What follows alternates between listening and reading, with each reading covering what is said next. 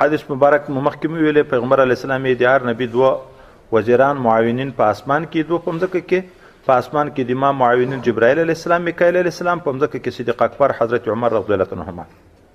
دا بل حدیث مبارک کې حضرت پیغمبر علیه السلام قصه کوي یو سړی په غوا سپور شو. دا غوا ورته وغږېده زه خدای پاک د سپرتیا دپاره نه یم پیدا کړی، زه د حراست دپاره امځکې اړوله. ګورې د هر حیوان نه خدای خپل خدمت اخلي. غوایان ټوله ورځ یې وي کوي امځکې اړوي، په هغه طاقت خدای پاک ورکړی. خر د هغه نه وجود کې کنکای د غټ غټ بارونه وړي، څوک یې د بار دپاره پیدا دي، څوک یې د کروندې. نو دا غوایي ورته وویله چې زه خدای د حراست دپاره پیدا یم. غوایه غږېده. دا خبره خلکو نادره چې غوایه څنګه غږېږي. نبی علیه السلام یې زه په دې ایمان لرم، ابوبکر او عمر په دې ایمان لري. او هغه دلته موجود نه و، صدیق اکبر حضرت عمر موجود هم نه و. نبی علیه السلام ویلې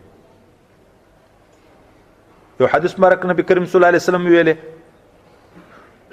شپون د رمه پی لیو راغی میږي وتښتوله، شپانه پسې منډې کړې لیوونه یې خلاص کړه.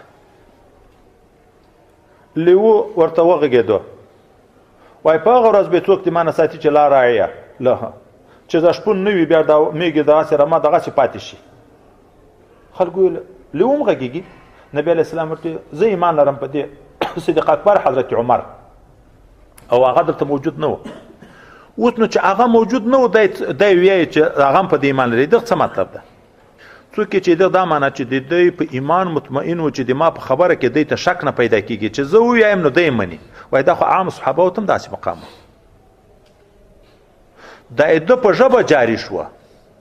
دا ژبه باندې جاري کېدم دا هم کیفه متفقنه دا وایي د کمال حب د وجې نه چې دوی محبت دومره تام وسره چې رسول الله صلی الله علیه وسلم به چې ځان ته غږېدم استحضار به یې د دی کوه. دا نه چې موږ چې رابطه نیسئ، استحضار لکه صدیق اکبر او حضرت عمر چې را سره یې استحضار د ډېر محبت نه به د ځان سره ګډ فرض کړه. کنې دغه چې ایمان خو د ټولو صحابه او د نبي رسول الله په خبر کې خو شک نه کوه، خو استحضار بو د ډېر کامل محبت دی وجه نه. حضرت ابن عباس رضی الله تعالی عنه فرمایي حضرت عمر فاروق رضی الله تعالی عنه چې شهید شو په کټ باندې یې خلک ګر ته راتاو دي، څوک ژاړي څوک څه کوي. څوک راغله د شا د طرف نه دغه څنګلې د ما دا د ولې په هغه کې لکنی چې موږ تکیه کوو دلته یې راکېښوه. حضرت عمر فاروق رضی الله تعالی عنه ته خطاب کوي دغه ما شا سړی چې الله تعالی دې په تا رحم وکړي. ما امید خدای به د خپلو صاحبینو سره یو ځای کړي. ما به د رسول الله صلی الله علیه وسلم نه ډېر اورېده.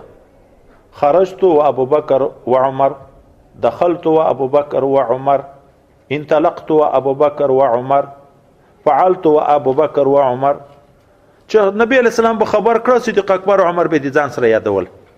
نو دغه رسول الله او صدیق اکبر سره به ته یو ځای کېږي. وایي ما چې شاته ور وکته چې حضرت علي کرم الله وجهه ده.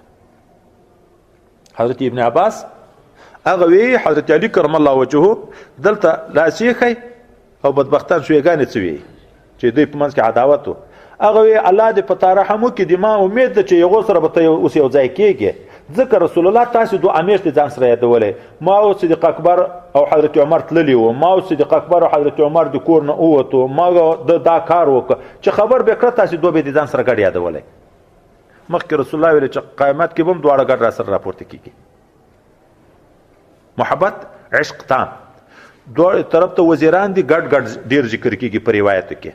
بل طرف ته امتیازي ځای د صدیق اکبر یې هغه بیا لږ ته راګوښی کړي، ځکه انزل الناس على قدر منازلهم. اهل سنت والجماعت عقیده ده د نبیانو نه رالاندې په ټول مخلوق کې د ټولو نبیانو نه رالاندې د آدم علیه السلام نه نیولې تر نبی علیه السلام د دغه نه رالاندې چې څومره امتونه مسلمانان دي، څومره مسلمانان دي، په ټولو کې غټ مقام د صدیق اکبر ده. دوم مقام بیا د حضرت عمر ده.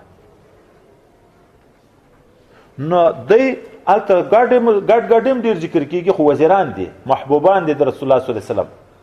او هلته بیا هغه د صدیق اکبر چې کوم مقام یې هغه هم راګوښی کړي. نو دا وایي صرف سبقت لساني نه و لکه سړی چې خطا شي دواړه بل څوک هم د ځان سره ذکر کوي. نه، دا سبقت لساني د عشق محبت دی وجه نه و، د استحضار دی وجه نه و چې نبی کریم صلی الله علیه وسلم به کله به دوی نه و ورسره چې خبر به کړه دوی به د ځان سره لکه نږدې فرض کړ چې دی را سره دي زه په دې ایمان لرم صدیق اکبر په دې ایمان لري حضرت عمر په دې ایمان لري دا کمال عشق او خود دواړه طرفونه محبت تام و ځکه خدای په کاټ کمال ورکړ